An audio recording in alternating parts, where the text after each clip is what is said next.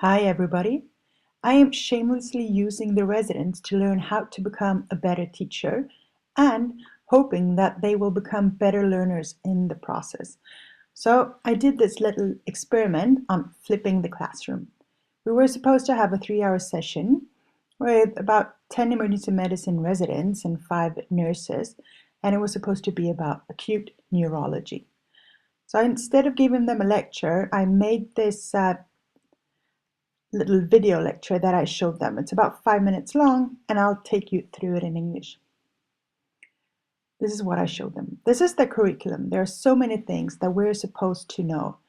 And I prepared this session a year ago, and there were so many things I had to read up on because I had already forgotten them. And when this was coming up, my first thought was, do I have to learn all of this again? Because even though I spent so much time preparing for this a year ago, I still can't remember all those little details.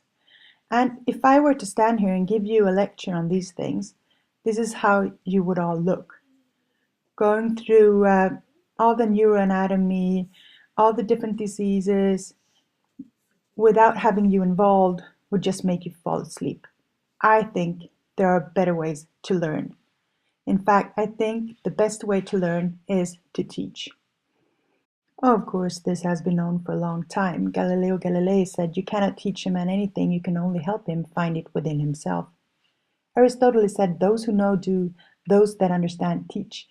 And not to be forgotten when talking about great thinkers is, of course, Phil Collins, who said, "In learning you will teach, and in teaching you will learn." So I'd like to add, don't just sit here and sleep, make a little movie instead.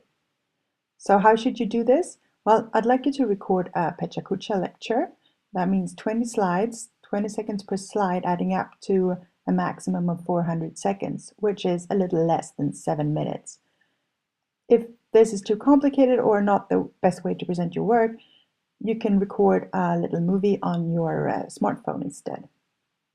And what's it supposed to be about? Well, we'll have 5 groups and 5 areas to cover. It's neuroanatomy, the neurologic exam, epilepsy and status epilepticus, stroke, and headache. Before you begin, I'd like you to structure your questions into things that you already know and things that you would like to learn more about. For example, thrombolysis for stroke. I think you know how to do this. You do it all the time. So just leave that and focus on things that you don't know that you want to find out more about. So some technical issues. Use a computer with PowerPoint.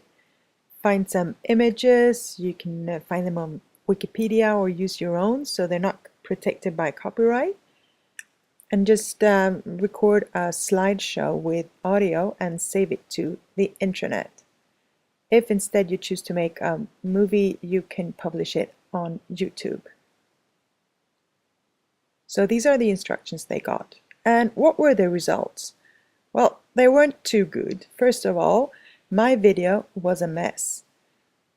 Somehow the audio and video weren't synced. So as I was showing it, I was trying to correct this and just messed it up even further. But I think that they did understand the instructions.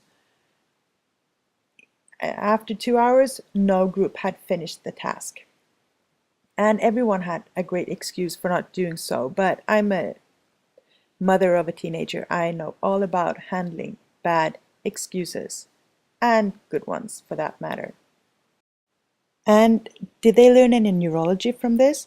Well, I think they did, at least during the first hour when they were having great discussions, exchanging knowledge and experience, going through things they already knew, and looking things up to extend that knowledge base. But in the end, I don't think the most interesting question is whether or not they learned that much neurology. I think the most interesting question is, what can you learn from failure? Because I guess you have to call it failure when no group manages to finish their work on time. And we discussed this afterwards, how they could have planned their work differently, and whether or not they could have allocated resources, like having one person look things up on the internet, one person finding images, and one person trying to figure out how to record the PowerPoint presentation.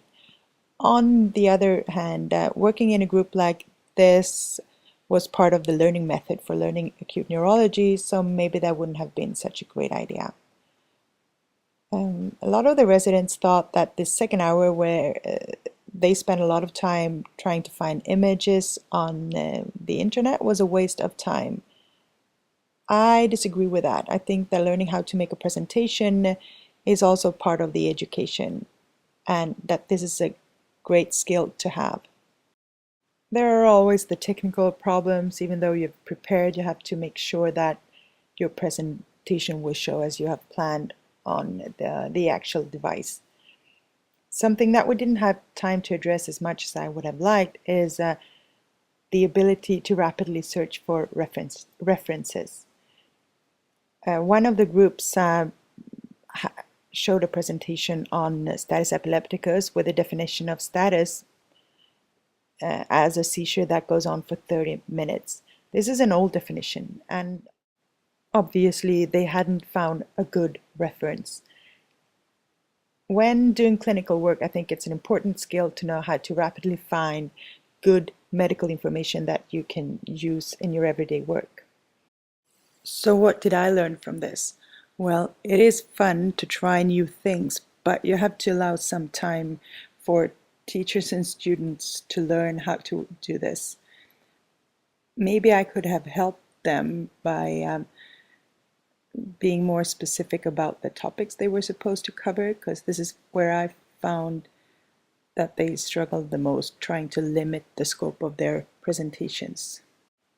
Starting out with a complex task like this revealed a lot of problems, and one way to work with this would be to address them one at a time. So maybe next time I would just give them the ready-made slides and have them fill in the audio and look up the references.